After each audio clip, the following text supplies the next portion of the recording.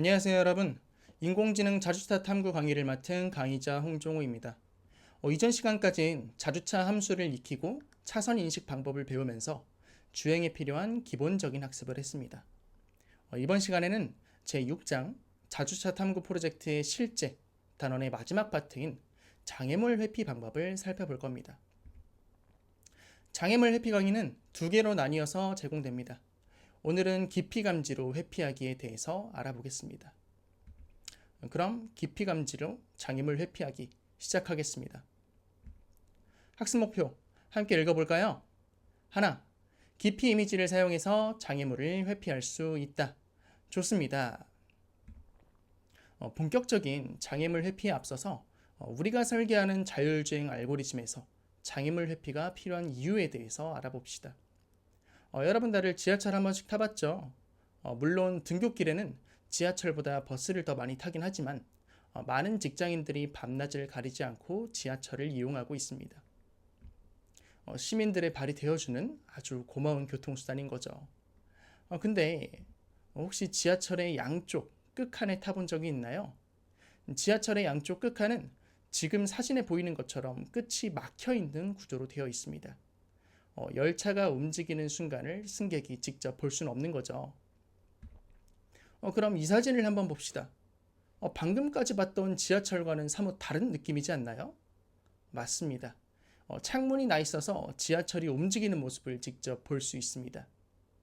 이 지하철은 신분당산 그리고 인천 지하철 2호선으로 둘 다 무인으로 운행되는 열차입니다. 기관사가 존재하지 않는 거죠. 선생님도 한번 타봤는데 선생님이 마치 기관사가 된 것 같은 느낌이 들어서 정말 신기했습니다. 지하철이 이렇게 무인으로 운행될 수 있는 이유는 무엇일까요? 바로 장애물이 나타나는 그런 특수한 상황이 적기 때문입니다. 열차는 정해진 선로를 따라 달리기도 하고 스크린 도어 덕분에 사람이 선로로 떨어지는 일이 매우 드물기 때문에 비교적 쉽게 무인으로 전환된 사례라고 할 수 있죠. 실제로 지하철과 같이 장애물에 의한 제약이 많지 않은 철도나 항공 그리고 항해 분야에서는 이미 자율주행과 유사한 수준의 무인 시스템이 상용화되어 있습니다. 반면에 차량이 도로에서 주행하는 상황은 수많은 변수가 있어서 통제하기 정말 어렵기 때문에 아직까지도 완전 자율주행이 등장하지 못한 겁니다. 바로 이러한 환경의 제약이 차량의 자율주행에서 장애물 회피가 반드시 필요한 이유입니다. 그렇다면 어떤 방법으로 장애물을 회피하면 좋을까요? 장애물을 회피하는 방법에는 여러 가지가 있지만 기본적으로 깊이 감지를 사용할 수 있습니다. 깊이 감지란 말 그대로 사물의 멀고 가까움, 즉 원근을 측정하는 방법을 말합니다. 만약 이 사진을 깊이 이미지, 뎁스 맵으로 바꾼다면 이렇게 표현할 수 있습니다. 가까이 있는 물체는 밝게, 멀리 있는 물체는 어둡게 표현하는 거죠. 그렇다면 이런 깊이 이미지는 어떻게 만들 수 있을까요? 그 원리는 사람이 사물을 보는 방식인 양안 시차에 기반합니다. 양안 시차란 두 눈이 한 물체를 볼 때 두 눈 사이의 거리만큼 약간 다른 시야를 보게 되는 현상인데요. 인간의 양쪽 두 눈이 6에서 7cm 떨어져 있기 때문에 발생하는 현상입니다. 인간의 눈을 망원경이라고 생각해보면 이 그림처럼 양쪽 렌즈에 서로 다른 상이 맺히게 되는 것입니다. 이렇게 양안 시차로 양쪽 눈에 서로 다른 상이 맺히면 인간의 뇌에서는 두 개의 상을 겹쳐서 물체의 멀고 가까움을 판단하게 됩니다. 가까이 있는 대상은 그 차이가 크고 멀리 있는 대상은 차이가 적다는 점을 이용하는 겁니다. 정리해보면 인간이 양쪽 눈으로 대상을 바라보면 양안 시차로 인해 양쪽 눈에 서로 다른 두 개의 2차원 이미지가 생성됩니다. 그리고 이를 대뇌 시각피질에서 두 이미지를 융합해서 깊이 정보를 추론하는 거죠. 우리는 당연한 듯이 물체의 멀고 가까움을 판단한다고 생각하지만 실제로는 복잡한 처리 과정이 매우 빠르게 진행되면서 원근을 판단합니다.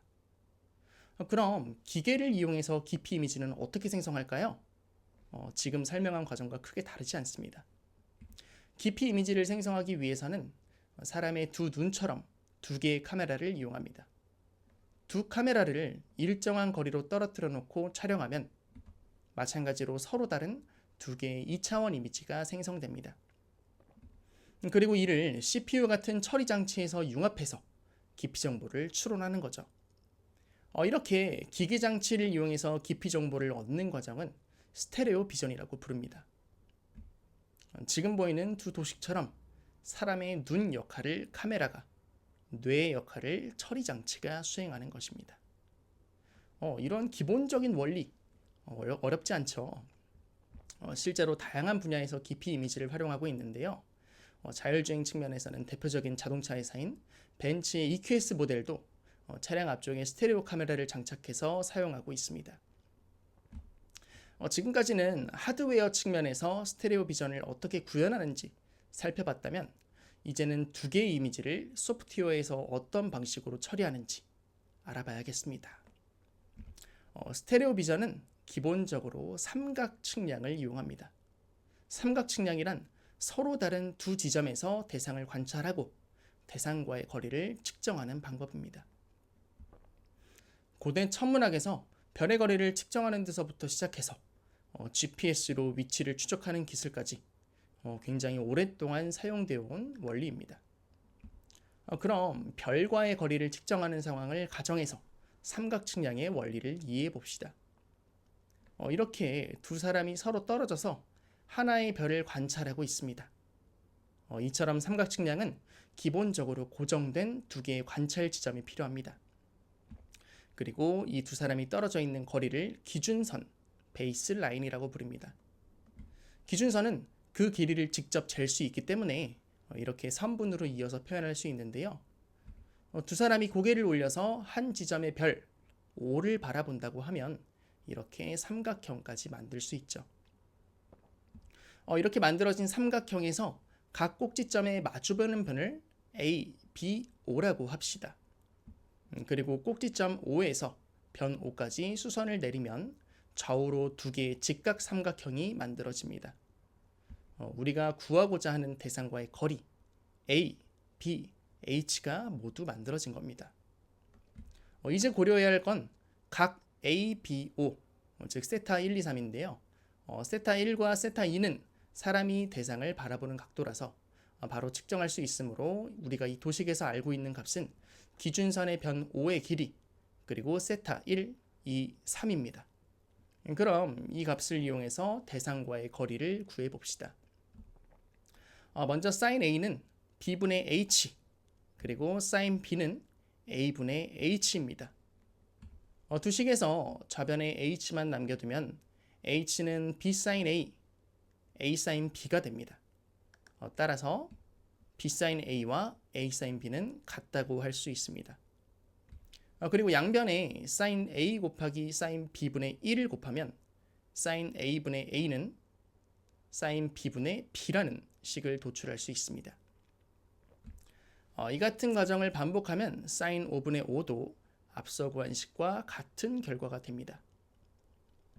앞서 얘기한 것처럼 우리는 변 5의 길이와 세타 1, 2, 3을 알고 있기 때문에 이 공식에 알고 있는 값을 대입하면 남은 미지수를 구할 수 있습니다.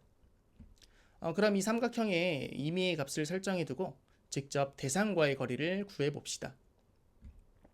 먼저 sin A분의 A가 sin 5분의 5와 같다는 식을 이용합니다.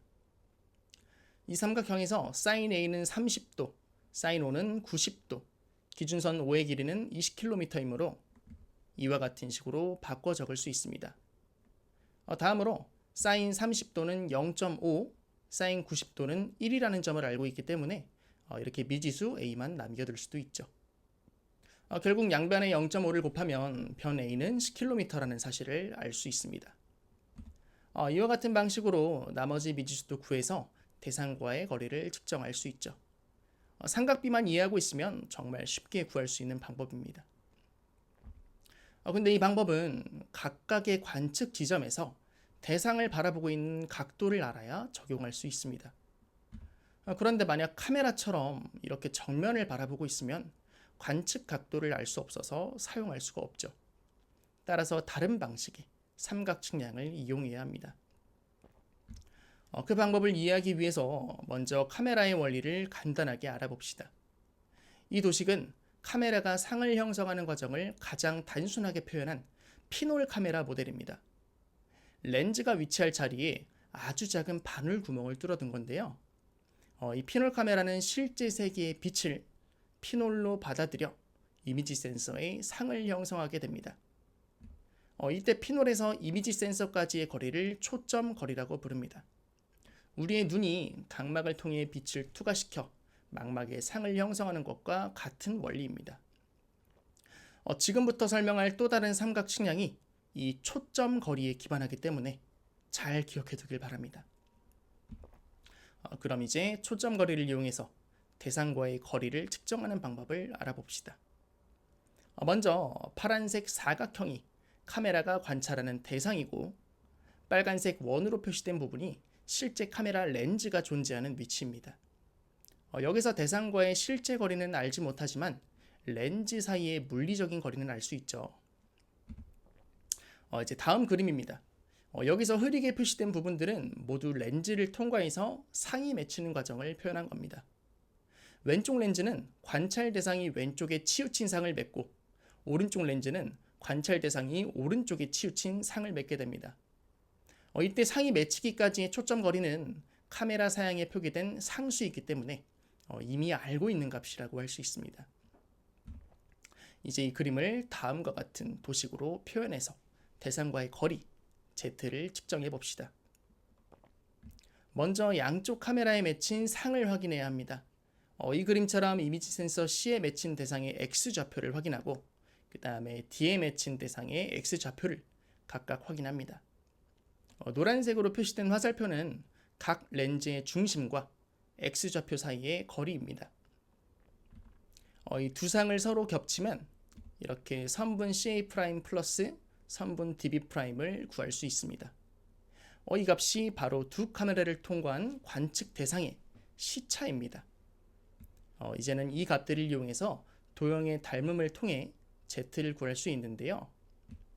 삼각형 CAA'과 AOH가 닮음이고, 삼각형 DBB'과 BOH가 닮음입니다.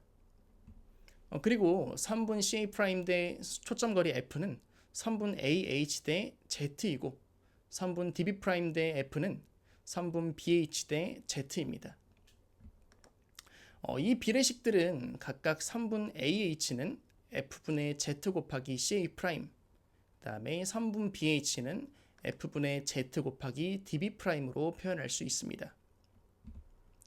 이때 선분 AB는 선분 AH 더하기 HB이므로 곧 선분 AB는 이러한 식으로 정리할 수 있습니다. 결국 좌변에 Z만 남겨두면 Z는 선분 CA' 더하기 DB'분의 F 곱하기 선분 AB가 됩니다. 그럼 렌즈의 거리를 200mm, 초점 거리를 16mm, 시차를 8mm라고 가정하고 실제 거리 Z를 구해봅시다. 시차는 CA' 더하기 DB'이지만 단순하게 표현하기 위해서 C와 D를 연결해 놨다는 점을 참고하길 바랍니다. 그럼 방금 도출한 수식에 각각의 값을 대입해 봅시다.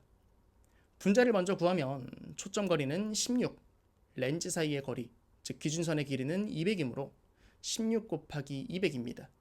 그리고 분모는 두 상에 맺힌 대상의 차이, 즉 시차이므로 8입니다. 따라서 이 식을 계산하면 대상과의 거리 Z는 400mm라고 할 수 있습니다. 어떤가요? 스테레오 비전에서 이용하는 삼각 측량을 조금은 이해했나요? 아마 선생님이 말로 설명해서 완벽히 이해하지 못한 친구들도 있을 겁니다. 직접 도형을 그려보면 쉽게 이해할 수 있으니까 어려웠던 친구들은 방금까지 설명한 내용을 다시 들으면서 복습하길 바랍니다. 자, 이렇게 삼각 측량으로 스테레오 비전을 구현하는 방법을 알아봤는데요. 이처럼 픽셀별로 시차를 계산하면 대상과의 거리를 가늠할 수 있습니다. 그런데 사실 한 장의 이미지는 적게는 수만에서 많게는 수백만 개 이상의 픽셀로 이루어져 있기 때문에 실시간으로 변화하는 모든 픽셀을 계산하는 건 연산의 한계로 어렵습니다. 그래서 이러한 한계를 극복하기 위해 여러 가지 방법이 동원되는데 그중 대표적인 방법은 블록 매칭입니다. BM으로 불리는 이 블록 매칭은 블록 단위로 픽셀의 밝기를 비교해서 시차를 계산하는 가장 기본적인 방법입니다. 그럼 BM이 진행되는 과정을 순서대로 살펴봅시다. 첫 번째로 이미지를 흑백으로 변환해야 합니다. 컬러 이미지는 채널의 개수가 많아서 연산 속도가 느려지기 때문에 효율적으로 처리하기 위해 흑백으로 변환하는 겁니다. 이미지를 흑백으로 변환했다면 일정한 크기의 블록을 설정합니다. 이 블록이 설정되었다면 이 블록들이 두 이미지 위를 움직이면서 가장 비슷한 영역을 찾아냅니다. 좌우 이미지에서 밝기 차이가 가장 적은 블록을 찾는 건데요. 이렇게 블록의 밝기를 측정하는 대표적인 알고리즘은 바로 SED입니다. SED는 블록 내부의 픽셀을 하나씩 비교해 가면서 그 차이를 구하고 모두 합하는 방식으로 합계가 작을수록 유사한 영역으로 취급됩니다. 예를 들어 4 곱하기 4 크기의 블록이 좌우 이미지를 움직이면서 다음과 같은 영역에 위치했다고 가정해 봅시다. 각각의 픽셀에 적혀 있는 숫자는 블록 내부의 좌표입니다. 두 블록에서 같은 좌표에 위치한 픽셀의 차이를 구하고 절대값을 씌워 그 합을 모두 구하는 원리입니다. 이 과정을 이렇게 그림을 보면서 다시 한번 이해해 볼까요? 먼저 양쪽 블록에서 0,0에 위치한 픽셀을 가져옵니다. 왼쪽 픽셀의 값은 184이고 오른쪽 픽셀의 값은 217입니다. 두 픽셀의 차를 구하고 절대값을 씌워 양수로 바꿉니다. 다음으로 서로 대응하는 또 다른 픽셀을 가져와서 그 차를 구하고 마찬가지로 양수로 바꿉니다. 이 과정을 블록 내부의 모든 픽셀에 대하여 반복하고 그 다음에 양수로 바꾼 모든 픽셀의 차이를 합해서 연산을 끝냅니다. 이 과정을 전체 이미지에 적용함으로써 SED 값이 가장 작은 블록을 구합니다. 그럼 그 블록 두 개가 가장 유사도가 높다는 것을 알 수 있게 되는 거죠. 이렇게 유사한 블록 두 개를 구했다면 두 이미지를 겹쳐서 블록 간의 차이, 즉 시차를 계산합니다. 이 차이를 통해 가까우면 밝게, 멀면 어둡게 표현해서 결국 이렇게 그림과 같이 깊이 이미지를 얻을 수 있습니다. 그리고 이걸 적절하게 활용하면 장애물 회피에 이용할 수 있는 거죠. 그런데 실제로 깊이 이미지를 생성해 보면 이 그림처럼 정확한 깊이 정보를 얻긴 되게 어려운데요. 여러 가지 이유가 존재하지만 그 중 하나는 실제 카메라가 렌즈의 특성에 따라 실제 세계를 왜곡하는 문제가 있기 때문입니다. 이렇게 렌즈에 의해 발생하는 왜곡 현상을 방사 왜곡이라고 부릅니다. 방사 왜곡에는 두 가지 종류가 있습니다. 일단 실제 현실이 그대로 반영된 이상적인 이미지를 지금 오른쪽과 같이 표현한다고 해봅시다. 근데 빛이 오목 렌즈를 통과하면 이처럼 중심을 향해 보이는 모양으로 왜곡됩니다. 이를 핀 쿠션 왜곡이라고 하고요. 반대로 빛이 볼록 렌즈를 통과하면 중심으로부터 둥글게 부푸는 모양이 됩니다. 이를 배럴 왜곡이라고 합니다. 카메라는 보통 볼록 렌즈를 사용하여 빛을 모으기 때문에 배럴 왜곡이 발생합니다. 이러한 왜곡 현상을 그대로 놔두고 깊이 이미지를 생성하면 정확하게 시차를 구하기 어렵기 때문에 제대로 된 깊이 이미지를 얻기 어렵습니다. 따라서 실제 세계의 좌표를 바탕으로 이미지의 왜곡된 좌표를 보정하는 작업이 필요합니다. 이 작업을 바로 이미지 캘리브레이션이라고 합니다. 실제로 여러분이 캘리브레이션을 하려면 행렬에 대한 깊이 있는 이해가 필요하기 때문에 우리는 실세계의 정확한 좌표를 구하는 방법까지만 알아봅시다. 카메라에 투영된 대상의 좌표를 구하는 방법은 원근 투영의 원리에 기반합니다. 실제 피사체의 좌표를 0,y,z라고 할 때 투영된 피사체의 좌표는 0,y가 됩니다. 이때 빨간색 삼각형과 파란색 삼각형이 서로 닮음이라는 점을 통해 투영된 좌표를 구할 수 있습니다. 먼저 large y 대 z가 small y 대 f라는 비례식이 성립합니다. 따라서 이 비례식을 z 곱하기 y, y 곱하기 f라는 식으로 표현할 수 있습니다. 그리고 이 양변에 z분의 1을 곱하면 y는 z분의 f 곱하기 y라는 식이 도출됩니다. 우리는 카메라의 초점거리 f와 실제 피사체의 높이 y 그리고 피사체와의 거리 z를 알 수 있으므로 스몰 y를 간단하게 구할 수 있습니다. 그림을 조금 바꿔서 실제 피사체가 카메라 중앙에서 벗어나 위치해 있다고 가정해 봅시다. 이렇게 되더라도 피사체의 x좌표가 투영된 이미지상의 x좌표와 피사체의 y좌표가 투영된 이미지상의 y좌표를 각각 구하면 최종적으로 투영된 피사체의 좌표를 구할 수 있습니다. 결국 지금 보이는 두 가지 공식을 이용하면 실제 피사체가 카메라를 지나 투영된 좌표를 구할 수 있는 것입니다. 실제 캘리브레이션을 진행할 땐 이러한 체커보드를 이용하는데요. 체커보드는 정사각형이 균일한 간격으로 나열되어 있기 때문에 교차하는 지점의 좌표를 정확하게 파악하고 이를 토대로 왜곡된 좌표를 보정할 수 있습니다. 이 사진은 실제 캘리브레이션으로 배럴 왜곡을 보정한 예시입니다. 물론 자주차에 장착된 카메라는 왜곡이 그렇게 심하지 않아서 딱히 보정이 필요 없다고 생각할 수도 있지만 여러분이 직접 캘리브레이션을 한다면 오차를 더욱 줄일 수 있기 때문에 관심이 있는 학생들은 조금 더 공부해서 캘리브레이션까지 수행해 보길 바랍니다. 자, 이렇게 긴 시간 동안 여러 가지 공식으로 깊이 감지의 원리를 설명해 봤는데요. 무슨 말인지 이해가 안 되거나 머리가 아픈 친구들도 있을 겁니다. 그런데 우리가 어떤 원리로 이러한 기술을 사용하는지 알고 있어야 나중에 상황에 적합한 기술을 적용하고 더 나아가서 다른 사람들에게 정확하게 설명할 수도 있겠죠. 분명히 어렵지 않은 내용이니까 스스로 꼼꼼히 공부하고 복습하는 시간을 가져봅시다. 이제 마지막으로 우리가 실제 주행에서 깊이 이미지를 어떻게 활용할 수 있는지 알아봅시다. 깊이 이미지는 밝기로 물체의 거리를 표현하기 때문에 밝기의 변화를 이용하면 장애물을 회피할 수 있습니다. 이때 하나의 픽셀 값만을 이용할 수도 있고 모든 픽셀의 값들을 고려할 수도 있습니다. 그런데 이 두 방법은 충분히 효과적이지 않거나 연산 시간이 늘어나서 매우 비효율적인데요. 이 둘을 절충해서 우리가 필요한 정보만 추출할 수 있도록 미리 설정해 두어야 합니다. 그 첫 번째 단계는 바로 관심 영역 설정입니다. 관심 영역은 전체 이미지에서 필요한 부분만 잘라서 사용하는 방법인데요. 관심 영역을 적절하게 설정하면 장애물의 위치에 따라 회피 방향을 결정하는 데도 도움이 됩니다. 관심 영역을 설정하는 방법은 넘파이의 배열 슬라이싱과 동일합니다.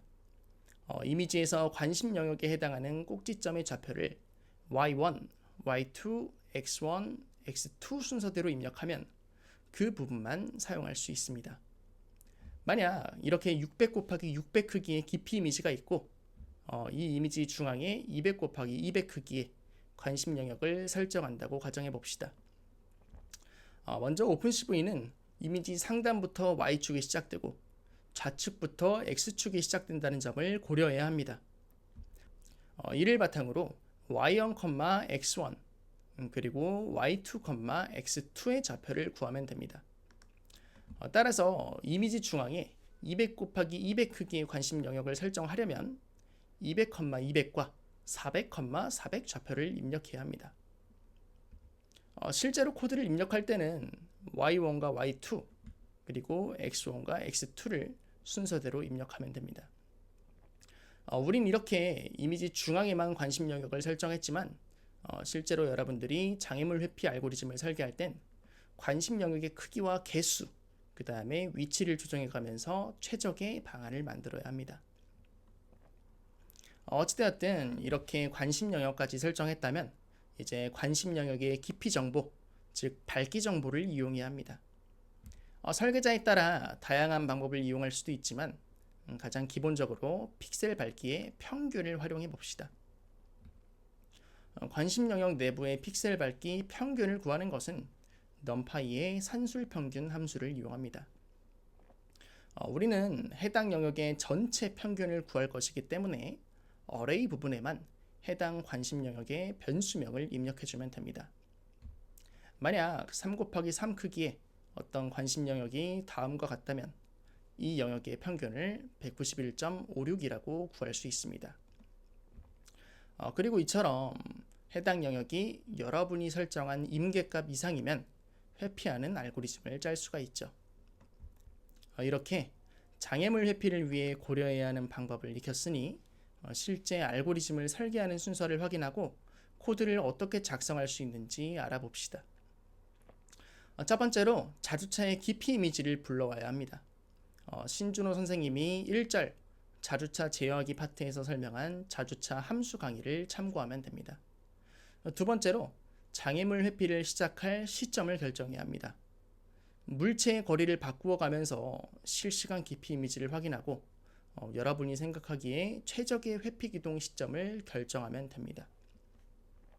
세 번째로 장애물을 인식할 관심 영역을 지정합니다.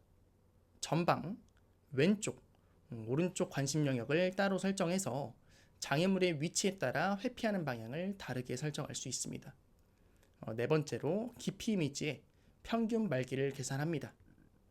그리고 마지막으로 여러분이 설정한 밝기 임계값에 따라 장애물을 회피하는 알고리즘을 작성하면 됩니다. 그럼 실제로 코드를 어떻게 작성할 수 있는지 예제 코드를 한번 확인해 볼까요? 먼저 자주차의 기본 깊이 이미지를 받아와야 합니다. 자주차의 기본 깊이 이미지는 220 곱하기 202 크기로 되어 있는데요. 우리는 이 이미지의 중앙에 40 곱하기 40 크기 관심 영역을 설정할 겁니다. 본격적인 알고리즘을 작성하기에 앞서서 필요한 라이브러리를 호출해야 합니다. JCHM과 numpy 라이브러리를 호출해 봅시다. 다음으로 실시간 주행을 위해 무한반복 루프를 만들어주고 실시간으로 자주차의 깊이 이미지를 받아옵니다. 이렇게 기본 설정이 끝났으면 관심 영역을 설정해야 합니다. 먼저 깊이 이미지의 가로와 세로 길이를 각각 저장합니다. 그 다음에 관심 영역의 크기를 지정하면 됩니다. 우리는 40 곱하기 40 크기의 정사각형 영역을 설정해 봅시다. 관심 영역의 크기까지 지정했다면 실제로 관심 영역을 생성합니다. 이 코드의 구성에 대해 간단하게 설명해 보겠습니다. 먼저 관심 영역이 왼쪽과 같은 형태로 지정된다는 점을 참고해 주세요. 우리가 구한 깊이 이미지의 가로와 세로 길이가 각각 W와 H라는 점을 기억해 둡시다. 먼저 W와 H를 절반으로 나눕니다. 그리고 우리가 앞서 지정한 관심 영역의 크기를 절반으로 나눕니다. 이때 절반으로 나눈 H에 관심 영역의 크기인 절반 20을 빼면 이미지 중앙에서 상단으로 20만큼 올라간 좌표가 지정됩니다. 마찬가지로 이미지 중앙에서 관심 영역의 절반만큼을 더하면 중앙에서 20만큼 내려간 좌표가 지정됩니다. 그럼 위아래로 각각 20씩 총 40 크기의 세로 길이가 만들어집니다. 그 다음 가로 길이에 대해서도 동일한 과정을 반복하면 다음과 같이 40 곱하기 40 크기의 관심 영역이 생성됩니다. 이 코드가 작성된 과정 이해했나요? 좋습니다. 이렇게 관심 영역을 생성했으니 이제 해당 영역의 평균 밝기를 구합니다. 그리고 밝기의 임계값을 25로 설정해서 밝기 평균이 25 이상이면 왼쪽으로 회피하는 조건문을 작성합니다. 그럼 실제로 이 코드가 작동하는 과정을 영상으로 확인해 봅시다.